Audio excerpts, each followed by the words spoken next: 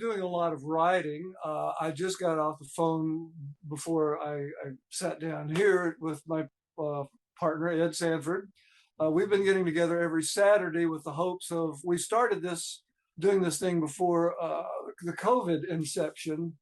And then when that came about, we just stopped what we were doing because we'd been rehearsing to do a two-man show. And we were thinking about putting it in small theaters, which was all of a sudden instantly verboten because of the pandemic. But anyway, we've got a great set of music worked up. We're just waiting for an opportunity to do it, and to get some people interested. Fabulous. Well, for anybody who, well, actually, they will know by now because I will have introduced you. But you came together with Ed in the early 70s, didn't you? Can you tell us the story about how the two of you found each other? Well, Ed and I were playing just out of high school. Ed and I were playing in separate bands. Ed is from a town 100 miles away from my hometown in Alabama. And we just ran into each other one summer. We were playing beach clubs in the Panama City, Florida area on the coast. It's the Gulf Coast. And we were having a matinee one afternoon, and Ed walked in and to listen to the band. He was playing just down the street, no more than 100 yards from where we were playing. And so he dropped in to see me and see the band. And after the set was over, he came up and introduced himself and said, so I went down after we were done to listen to him that night. Play at the club called the Old Dutch, which was an iconic kind of a club. Well, both of them were actually. But anyway, that started a relationship. When Ed, we went our separate ways. But a couple of years later, Ed wanted to come to California. They had an opportunity to come to California with a recording producer. And their singer, who was married at the time with kid on the way, wasn't going to do it. So they called me, and I was already in California at the time. I was hanging out with some friends of mine who were called the Hourglass at that time. The Hourglass later became the Allman Brothers Band. And that was Greg and Dwayne Allman, and the other members of that band, Johnny Sandlin and Paul Hornsby, both became big-time record producers not long after that, all in that Southern rock scene. But anyway, that's how Ed and I originally got together. And we started, at one point, the band that we were together with broke up, and it was just he and I left. And I was living in a little apartment, and I had a baby grand piano in the living room and a bed. And that was about it, right? What else did you need? So Ed would come over every day and we would write songs. And after about 6 months of writing songs together, we decided to take it to the streets and play a few little clubs, little folk clubs, and eventually someone heard us and signed us to a publishing deal. And that was the beginning of our record career, because then our songs started getting around town to all the record companies. And before long, there were two unknown songwriters with a bidding war going on between major record labels. But it's like the music business has always been like that. It's always been like there's a kid over in the corner playing with a toy that no one else has picked up all day. And I mean, as soon as he picks it up, everybody wants it. And that's the way the music business operated for so many years. But you didn't start off as Sanford-Townsend Band, did you? You started off as a band called Heart, no relation to the one that we all know called Heart, the girl band. And Ed was the keyboardist in that band. And when you found a little bit of success at that time, you even did you played a whole bunch of concerts and opened for Jimi Hendrix. Is that right? Did. And that was an interesting thing. I think our managers, we were both on the same label, Reprise Records, which had originally been Frank Sinatra's label, but it was absorbed into Warner Brothers. And our managers ran into each other one day over at Warner Brothers, and they found out that Jimmy was here on the West Coast, and he was sitting around for a couple of months. He just finished a North American tour. And but such a nice guy. But he just finished a North American tour, and he wanted to play as all great musicians, I want to play. And instead of sitting around for 2 months, they booked him about 6 or 8. I forget exactly how many gigs we did with him, but it was all on the West Coast. It was like secondary markets like Bakersfield, San Diego, Fresno, Right. places like that, and their municipal auditoriums. And we got to know Jimmy at that time, and it was, I mean, such a super nice guy. I've never met anyone in my life that was such a natural. I mean, the day that we were taken up to his house, he was, sitting around in his peasant pants and with no shirt on, playing guitars. He had like 50 of them laying around, and the truck from Fender Guitars had just left. I mean, he had guitars like most people have, ashtrays and nice, laying around. But he stopped whatever he was doing and was very cordial and stuff, and said, "Well, great, well, can't wait to get this to do this." And we were just aghast. Here I am, wide open mouth, with the #1 touring act in the world at that time, and just being, which I found of all really great artists, that they're super nice people. They really are. And sounds like quite down to earth too. Oh yes, very much so. I had related to him back in a previous band that I was in down south. We played a little show in St. Louis. It was a little club called Mississippi Nights, and we had a night off, and it was Monday night, and we said, "Oh, Wilson Pickett is playing at the Municipal Auditorium." So the band went, or most of the band. I think there's about 4 of us, and we went. We were the only white guys in the audience because it was Wilson Pickett's audience, and we were just amazed. We were sitting there like about 20 rows back, and nobody noticed us because it was all about the music, and there was no difference because we were all fans of what was going on stage. Yeah. And then it was a time of some pretty interesting racial tensions in our area of the country. But I told Jimmy that when I met him again, I said, "Listen, did I see you with Wilson Pickett playing guitar?" He says, because we were, my guitar player and I were sitting there all night going, "Who is this blankety blank guitar player? He's playing left-handed and upside down." And then Jimmy says, "Yeah, that was me." He said, "That was the first gig I had right out of the Army was with Wilson Pickett." Wow. He said Wilson hired me because on a recommendation of a friend. Amazing. Can you remember a song that they played together at the time? The song, oh yeah, every song that Wilson Pickett had a hit with: 6, 3, 4, 5, 7, 8, 9, Mustang Sally, all of his big hits. I'm in Love. Wow, with Jimi Hendrix on guitar. There was Jimmy playing, How amazing. Johnny, can I just ask you, there's something that you're bumping that's kind of, you're knocking something. I think it's my dog. Okay. All right, don't stop it. No. Yeah, because they'll hear it on the radio. Thank you. So after that, after Heart, you became Sanford-Townsend Band with Ed. How come he got top billing? Because I'm such a nice guy. I thought you might say that. I deferred. He was older than, Right. And you went back to your home state and did some work with Jerry Wexler at the Muscle Shoals Studios. Is that right? We did. We actually met with Jerry out here. It was in LA to do something else. I forget exactly what, but he had learned that we were from Alabama, and then we had originally done what original recordings we had done in Muscle Shoals.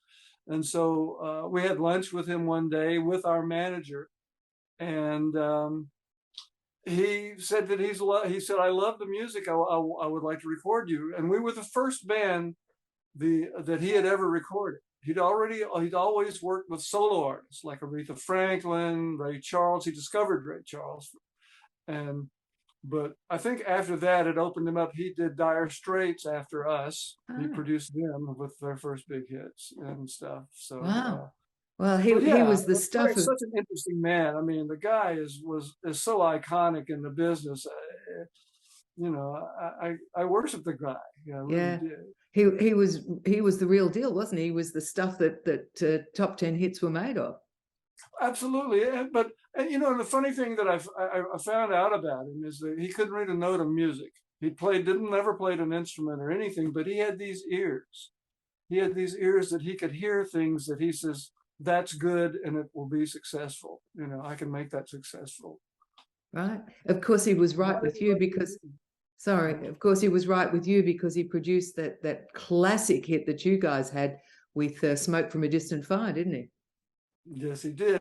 And I was very flattered because not long before Jerry passed away, he put out a list of his all-time top 20 favorite songs that he'd ever worked with. And I think we were listed right around 14, number 14 still.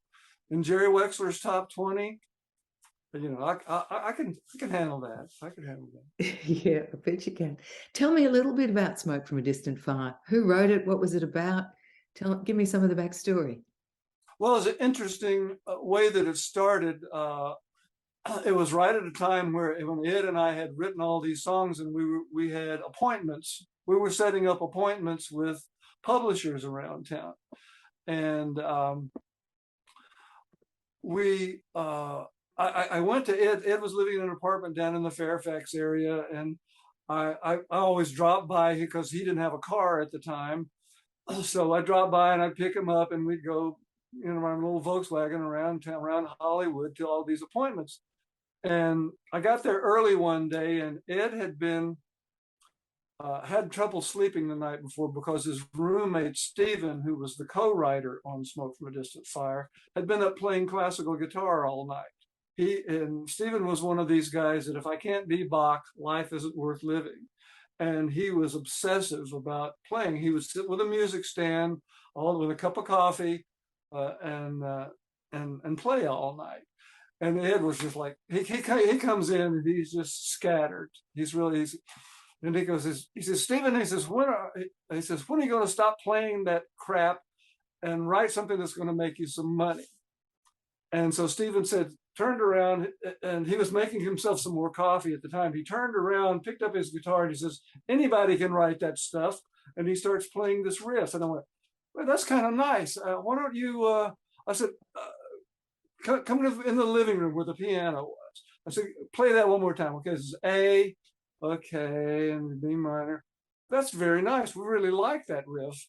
And so right there and then, over coffee, before Ed was even awake, I started playing the song that Stephen was playing, and he continued, and then I came up with an alto B section to the song, and then we all started throwing lyrics at it, and it's something that I actually almost started out as a joke, basically, or anybody can write that stuff. Well, not everybody can write that stuff, and it was one of those moments where everyone got focused real quick because there was something really good on the tape, and we all knew it at the time, and so we finished it and didn't think anything out of it, that it was any more special than any of our other songs, but it was Jerry Wexler that took that song and made it special.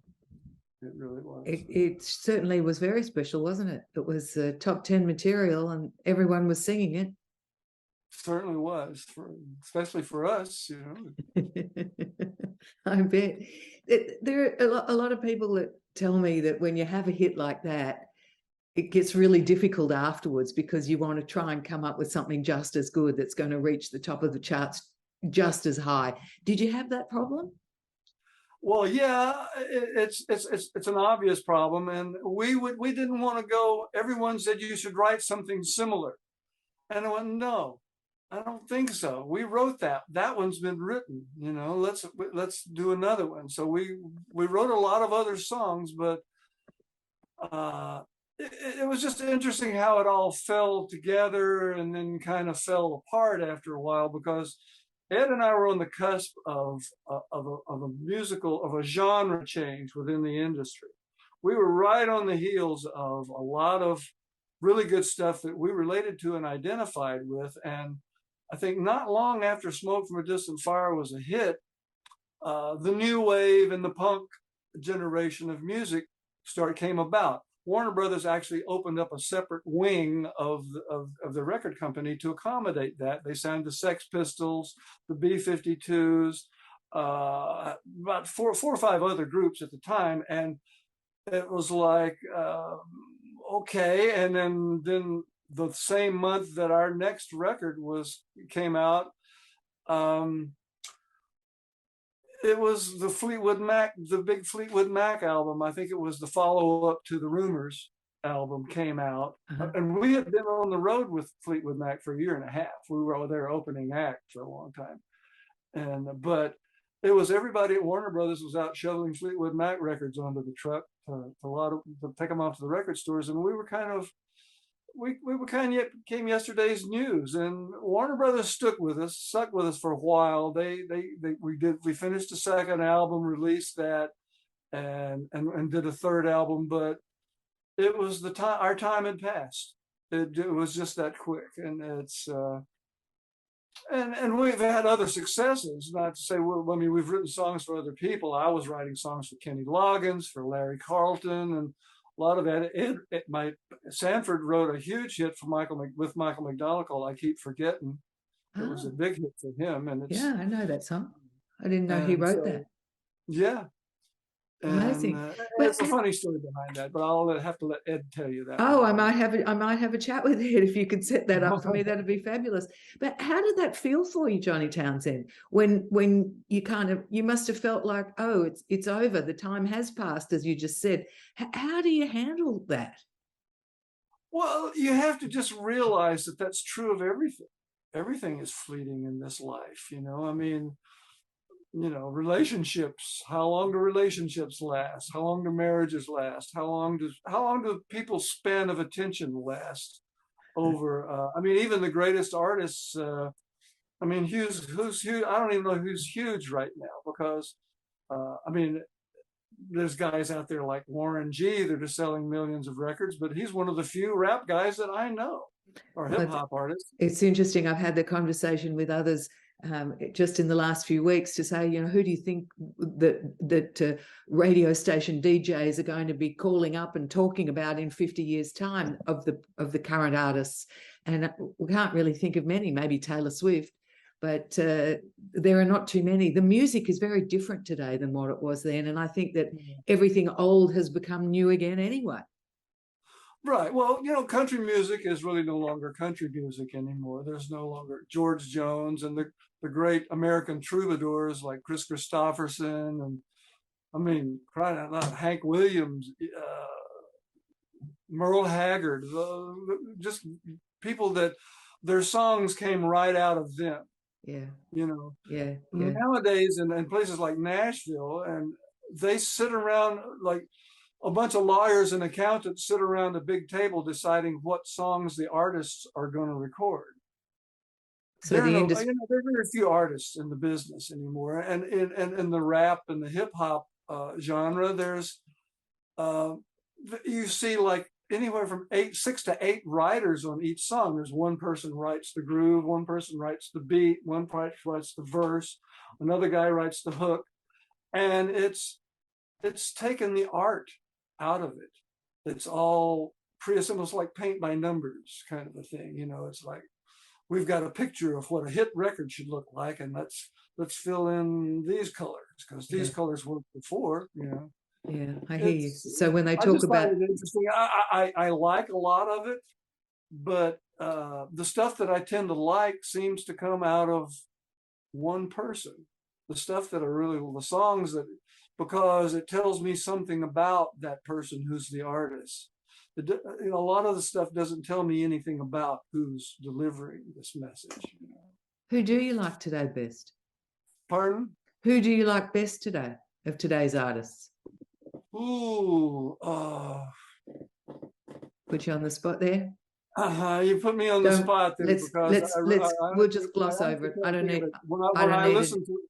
When I put the headphones on and I listen to music, I listen to the Doobie Brothers, I listen to Eagles, I listen to Steely Dan, I listen to the same stuff I was listening to 40 years ago, which I know is is probably, I'm in denial a lot, maybe, but I just don't hear the melody in a lot of the music these days. I don't hear, and it's the tension between melodies and the chord structure underneath and the lyrics that are being delivered are.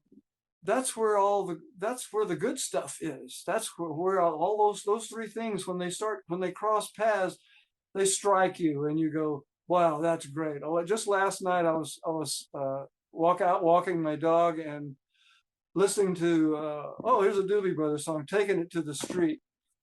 And I was dancing down the sidewalk because it's such an exciting record, and it has such a great message too. You know, you don't know me, but I'm your brother. I was raised here in this living hell. You know, it's great lyrics, it's great music, and Michael just sings his butt off. I mean, he's just a wonderful guy. Yeah. But well, when they talk anyway, about that's what still gets me off, and I don't really get off with people shaking their finger in my face. I don't like that at all. Yeah, right. Yeah.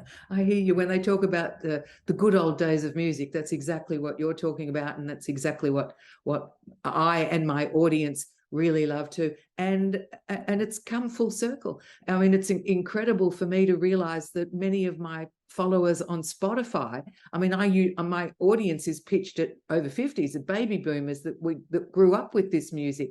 But when I have a look at the analytics on Spotify, for example, my audience is young males between the ages of 18 and 24. So they're all getting into this music again, which is, I guess, is encouraging, because I get concerned for the future of music. Let's just go back to you again, Johnny Townsend, because after you said you were writing a lot for the likes of Kenny Loggins and Greg Allman, Larry Carlton, and a whole bunch of others. You worked alongside acts like Fleetwood Mac, Marshall Tucker Band, Charlie Daniels. Then you fell out with Ed, didn't you? Why did the two of you? Was that as a result? So I'll just do that bit again. You fell out with Ed. Was that as a result of the change of genre and the record companies kind of making you feel that you were yesterday's news? It was to some degree. I mean, Ed and I are still very good friends. We have been all these years, and it just got to the point where it wasn't profitable for us. We went out, the last tour that we went out on. We were still, after 2 or 3 years after almost 8 years on the road, we were still not making any money. We were still opening act for like we would do some gigs like with Ambrosia or Pablo Cruz. We'd go and do a co-bill and play places like Tahoe and casinos and things. But it got to the point of where we just weren't getting enough shows to make it worthwhile, and we had to go try something else. Just because we were both married at the time, we had to support our families and stuff. I had a daughter, and we just had to make a move. So I went to Ed's house one day, and I just said, "Listen," I said, "we're writing we had written a bunch of new songs, but we no longer had the recording contract with Warner Brothers, and excuse me, could you hold on one second?" Yeah, sure.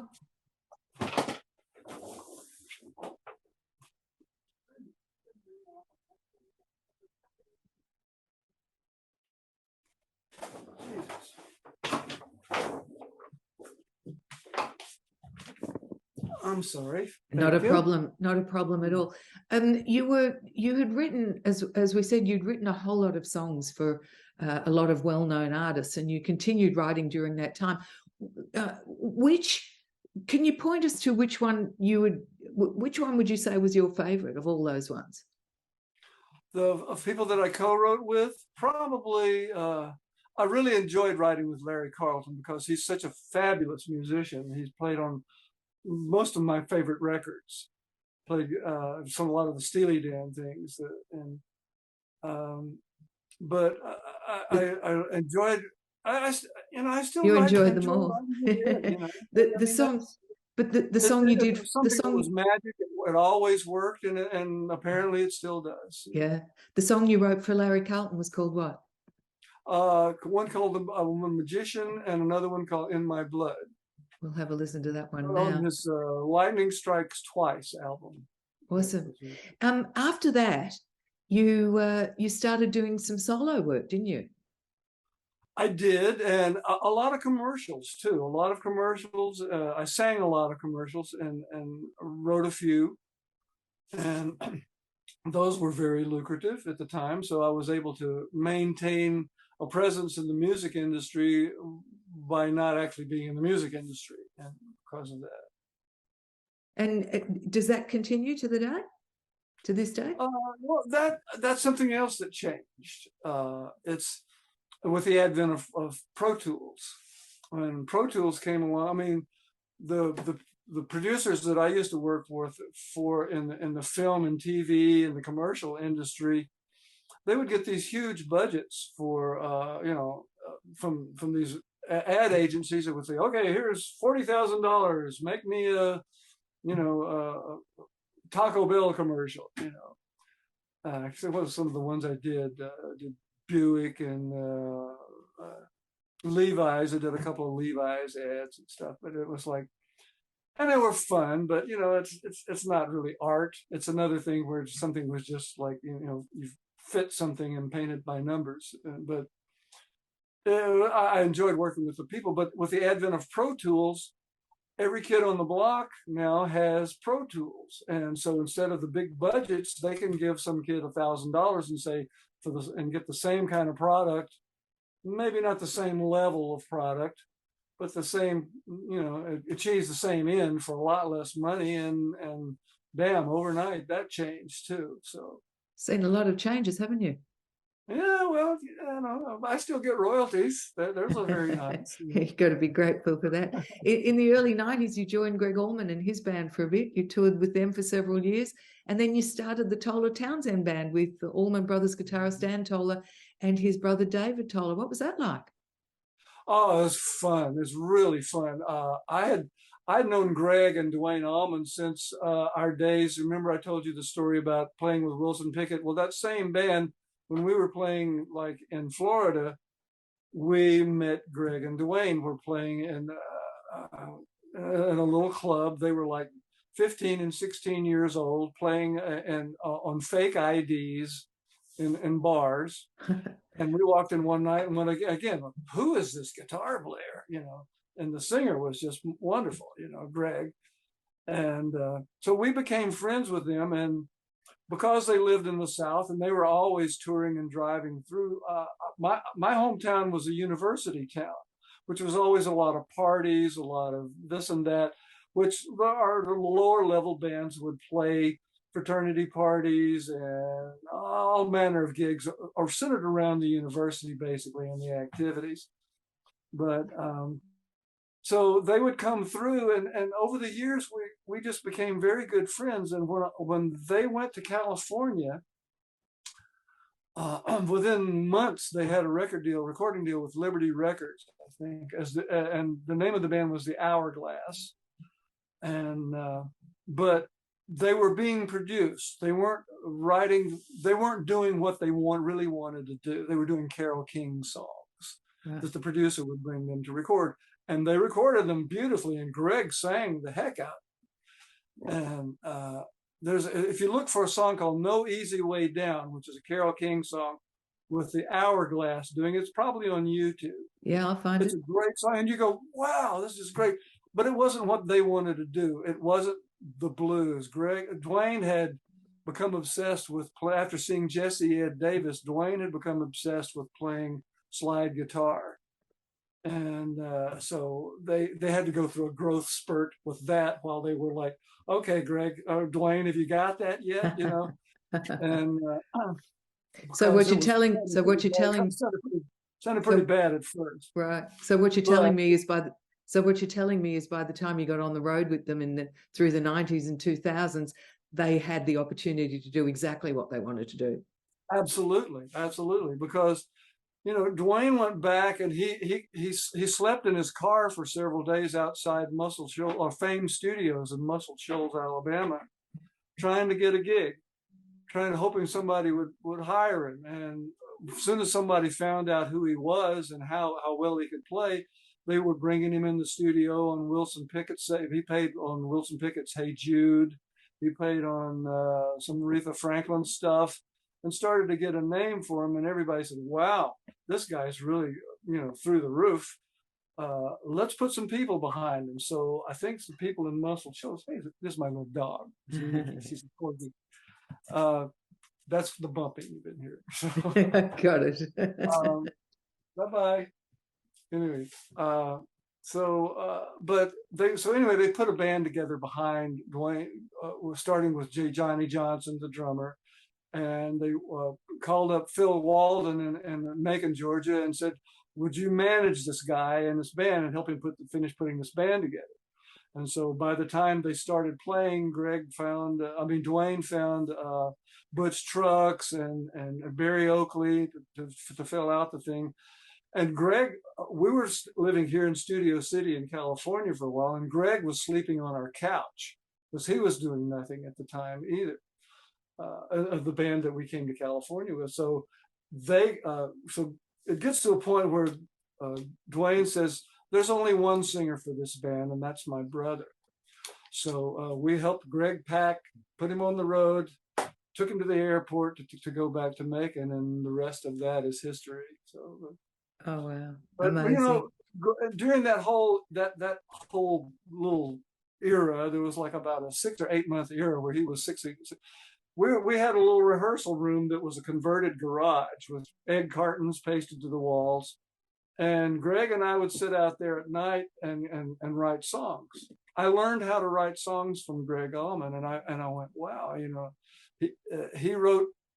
And during that period, he wrote several of the songs that were on the first couple of Allman Brothers records. So I was really fortunate to be hanging around him at that time, because I really learned a lot. Greg was a very bright guy. Yeah. Johnny Townsend, unfortunately, Zoom's going to throw us off in a second. And just to finish up, of all the songs that you've written, I'm so glad to hear you've had such a wonderful time in the music industry and you're so happy with where you sit, happy in your own skin these days too. What song would you like our audience to hear from all the ones that you've written? Which one's closest to your heart? I think it'd have to be "Smoke from a Distant Fire." Because no, we've already played. We've already heard that though in the interview. Give me something. Give me something else apart from that one. Which other one do you like best? There's a song called "Oriental Gate" that was on that first album that we co-wrote with Kenny Loggins. That's a favorite of mine. In fact, that was really one of our first introductions to notoriety, is because that song, the very first American Song Festival, which was in the 1972, I think it was, that song won us a huge award and at the very first American Song Festival. Wow. Called Oriental Gate. And all these songs, every time I hear, they bring back memories, and that one brings back some special memories for me too. Fabulous. What a treat talking with you. Thank you so much for joining us on the show. It's just wonderful to check in with you, and hopefully we can do it again. Are you going to be putting out some new music on your own anytime soon? I hope so. It'll probably be released on YouTube or something like that first, because at my age, I don't foresee getting a record contract at this point, because I'm not young and pretty anymore. But you're an awesome musician, so I wouldn't discount it completely. But I still sit at my piano and I play for at least an hour every night because I love it so. Brilliant. Johnny Townsend, thank you. Thanks for your time today. Great to meet you, and hopefully we can chat in again very soon. Very nice. Lovely, Sandy. Thank you.